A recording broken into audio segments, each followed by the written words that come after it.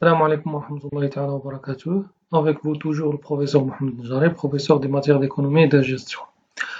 Dans la continuité des vidéos qui concernent les options stratégiques, cette vidéo il sera consacrée à la stratégie d'intégration. On va commencer, c'est quoi l'intégration, quelles sont les modalités d'intégration, et bien sûr on va finir avec les avantages et les limites de cette option. C'est quoi l'intégration? L'intégration consiste à la mise en commun de deux ou plusieurs entreprises conduisant à la création d'une nouvelle entité ou à la prise de contrôle d'une entreprise par une autre. Donc c'est la définition de la stratégie d'intégration. Donc كيف ما قلت لكم في الأول عمرهم ما تيعطيوكم les définitions des termes au niveau ديال الcours de l'organisation. Donc là تعطاوكم des définitions qui sont des termes spécifiques. Donc, فاش كنقولوا l'intégration. Donc, l'intégration, ça veut dire que deux entreprises ou plusieurs, ils vont s'intégrer, soit pour qu'ils deviennent une seule entreprise, soit une, il va absorber l'autre, وهادشي غنشوفوه au niveau ديال les modalités. Donc, الحاجة اللي يمكننا ناخدوها من la définition, فاش يعطيونا une entreprise au niveau de l'examen national, donc une fois غنجبدو une autre entreprise, donc يمكن تكون جوج ديال لي استراتيجي، يا اما غتكون stratégie d'intégration يا اما stratégie d'impartition. Donc l'intégration l'impartition ضروري ما تكون فيهم l'existence d'une autre entreprise. بالنسبة لي modalités أنا خديت هنا les modalités les plus connues كاينين جوج، soit une fusion, ça veut dire que deux entreprises ils vont s'intégrer les deux pour créer une nouvelle. Généralement la fusion كنمثلوها بين deux sociétés, bon vous avez ici la société X, la société Y, ils vont s'intégrer, ils vont se fusionner pour devenir une société Z. L'exemple pratique اللي غنعطيه هنا هو ديال لا بنك التجاري وفا بنك. قبل 2003 كانوا جوج البنوك، كان البنك المغربي التجاري وكان بنك الوفاء. هاد جوج البنوك اجتمعوا داروا فيزيون وخلقوا لنا بنكة جديدة تتسمى التجاري وفا بنك. La deuxième modalité au niveau de l'intégration, c'est l'absorption. L'absorption, ça veut dire qu'une entreprise, il va racheter une autre entreprise. Donc, la société X, la société Y, donc ils vont devenir la société Y, ça veut dire que la société Y, elle a absorbé la société X. وهنا أنه أي حاجة متعلقة ب X غتولي بالسمية ديال Y. Par contre, في la fusion, donc la société X, la société Y, أي حاجة ديالهم، أي حاجة ديال X ولا ديال Y غتولي بسمية Z. Là, c'est ce qu'on appelle les modalités. Maintenant, au niveau des types. Des types, اللي بعض المرات كيزيدوكم أنكم خصكم تحددوا le type ديال l'intégration. واش horizontal, واش vertical ولا conglomérale. Donc, حيت قلنا بأن deux entreprises ils vont s'intégrer, soit par la fusion, soit par l'absorption, qui reconnaît de l'activité des deux entreprises. Soit reconnaît et sont concurrentes. Donc, par exemple, les خديتي ديال التجاري وفا بنك، البنك المغربي التجاري وبنك الوفاء عندهم la même activité. هذه كنسميوها une intégration horizontale. Horizontale فاش كيكونوا les deux entreprises عندهم des activités عندهم les mêmes activités ou le même métier. Donc, on a généralement reconnu des concurrentes. Donc, des entreprises concurrentes. La stratégie verticale, c'est ce qu'on a une intégration d'une entreprise avec une entreprise dont les activités sont complémentaires. Donc, complémentaires, soit en amont, soit en aval. يعني là, une entreprise, elle a été fusionnée avec son fournisseur, c'est une intégration verticale en amont, parce qu'il y en a l'acquisition ou bien la fusion avec le fournisseur. إلا كانت une entreprise غتشري ولا غدير لا فيزيون مع une entreprise اللي هي كليونت ديالها كنسميوها une intégration verticale en aval. كيف ما شفنا au niveau de la diversification, donc قلت لكم بأنه ما كاينش une diversification horizontale, كاين يا إما diversification verticale ou diversification conglomérale. La même chose l'intégration conglomérale, هي فاش كنلقاو deux entreprises ils vont s'intégrer mais les activités elles sont totalement différentes les unes des autres. Donc, هذه كنسميوها intégration conglomérale. حنا نشوفو donc slide prochain. Donc, la filière والعلاقة ديالو مع هاد les types ديال l'intégration horizontale, verticale ou conglomérale. Bien sûr, au niveau de vertical, en amont ou en aval. Dans cette stratégie d'intégration, je vais en profiter pour définir la notion de filière. Bon, cette notion, elle peut se poser comme définition au niveau de l'examen. C'est quoi une filière?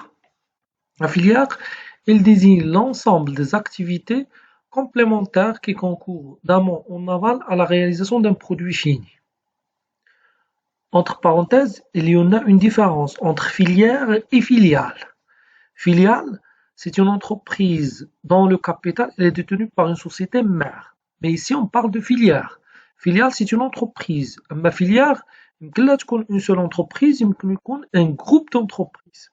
Donc, un groupe d'entreprises, شنو اللي العلاقة اللي بيناتهم؟ العلاقة هو أنهم هاد les entreprises عندهم des activités complémentaires. غيعطيونا un produit fini. Donc, فاش كناخدو un produit fini qui va être consommé par un client, toutes les entreprises qui ont participé à la fabrication de ce produit, كلهم كندخلوهم في la filière, من la matière première de base jusqu'à la vente, jusqu'à la distribution. Donc, باش نفهموا la notion de filière, je vais prendre un exemple. L'exemple que je vais prendre, il y a la production des habits en coton. حوايج ديال القطن. Une personne فاش كيلبس شي تريكو ولا شي لباس من الكوطون، شنو هما les étapes qui ont suivi donc ce produit باش يوصل le consommateur final. Premièrement, كنهضروا على la culture du coton. الزرع ديال القطن.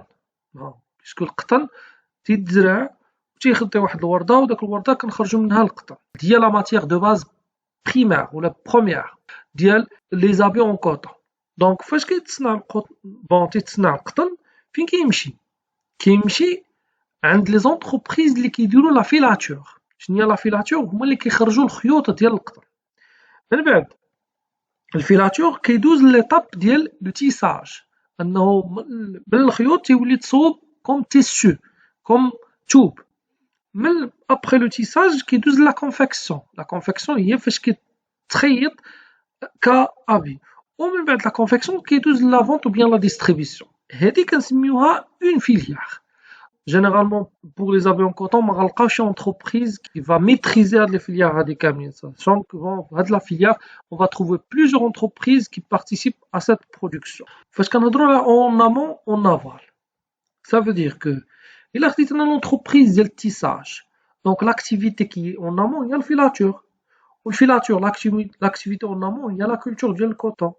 Pour le tissage, l'activité en aval, il y a la confection. Donc هنا lorsqu'on parle de la diversification ou bien l'intégration. Donc la même chose au niveau de la question de verticale en amont. Donc si je prends le tissage, ça veut dire que l'entreprise qui fabrique le tissu en coton, il est dans l'intégration avec une autre entreprise qui fabrique le tissu en coton, c'est une intégration qui est horizontale, puisqu'ils sont concurrentes. Par contre, si l'entreprise est spécialiste dans le tissage, وبغات تميتريزي الفورنيسور ديالها اللي كيعطيها les fils ou bien la filature. Donc هنا si l'entreprise de tissage il va faire l'activité de filature, هذه كنسميوها diversification verticale en amont. Il est une entreprise ou bien s'il a fait la fusion avec une entreprise de filature, هذه كنسميوها aussi une intégration qui est verticale ou en amont. Donc la même chose, si on parle d'une entreprise de filature, s'il va faire l'activité de tissage, c'est une diversification verticale en aval. Bien sûr, la diversification, soit on a les moyens propres d'elle, donc on va voir par la suite la croissance interne. Mais il est quand tu une entreprise, à dire la fusion avec une entreprise de tissage, ou bien il va absorber une entreprise de tissage, c'est une intégration verticale en aval. À chaque étape, soit on est en amont, soit on est en aval. Au niveau de l'examen national, c'est comme l'entreprise اللي هي axe ديال l'examen.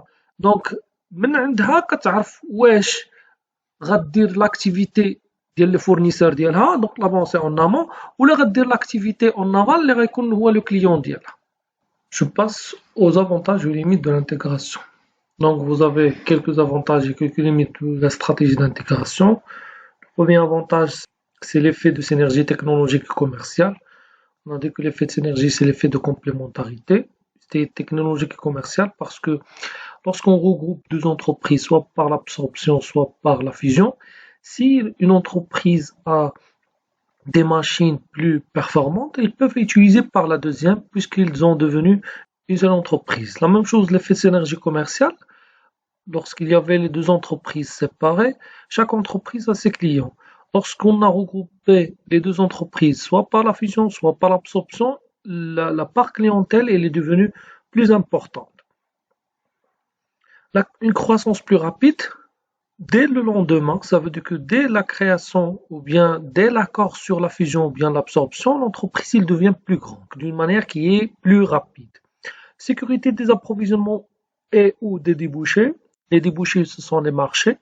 Donc, comme j'ai dit tout à l'heure au niveau de la filière, lorsque l'entreprise il va s'intégrer avec son fournisseur, donc c'est pour avoir une sécurité au niveau de l'approvisionnement. Ça veut dire qu'il ne va pas être dépendante de fournisseurs. Ils vont devenir une seule entreprise. La même chose au niveau de l'intégration en aval, lorsqu'une entreprise s'intègre avec une entreprise cliente, donc là, on n'aura pas de problème au niveau de la vente parce qu'ils ont devenu la même entreprise. Pouvoir sur le marché important. Donc ici, je vais faire appel à la banque Tijari Wafa Bank parce que lorsqu'il y avait, avant l'intégration de Banque Wafa ou le Banque Maghribi Tijari, le leader au niveau du marché, c'était le Banque Populaire. Dès le lendemain de la fusion entre Banque Wafa et Banque Maghribi Tijari, Tijari Wafa Bank est devenu le leader au niveau du marché. Donc, elle lui a donné un pouvoir qui est important au niveau du marché, puisqu'il va prendre une grande part au niveau du marché. Réalisation d'économies d'échelle. Lorsqu'on parle de l'économie d'échelle, on parle de la diminution des coûts moyens. Ça veut dire que la diminution du coût du produit avec l'augmentation de la taille des entreprises et la réalisation des effets de synergie, l'entreprise peut constater une diminution des coûts au niveau des produits. Donc, il y aura une réalisation d'économie d'échelle. Pour les limites, la première limite au niveau de l'intégration, c'est le coût élevé. Parce que acheter une entreprise, ça demande un investissement qui est énorme. Il y en a le risque de sous-emploi de l'outil de production du personnel ou de surcapacité. Donc ici, lorsqu'on réalise une intégration des deux entreprises, est-ce que l'entreprise nouvelle qui est plus grande, est-ce qu'elle va utiliser tout le personnel des deux entreprises qui ont été déjà en place? Parfois, il y en a le sous-emploi, ça veut dire que l'outil de production qui est le matériel, le personnel, ils peuvent ne pas être réutilisés d'une manière qui est efficiente. Je prends l'exemple ici, au niveau toujours de Tijari Wafa Bank, il y avait des quartiers où on a deux agences. Agence de Banque Wafa et agence de Banque Maghribi Tijari. Lorsqu'il y avait la fusion, les deux agences ont été transformées en Tijari Wafa Bank. Parce que au niveau d'un quartier, une agence elle est suffisante. La troisième limite, c'est le problème d'intégration de l'entreprise achetée. Restructuration, différence de culture.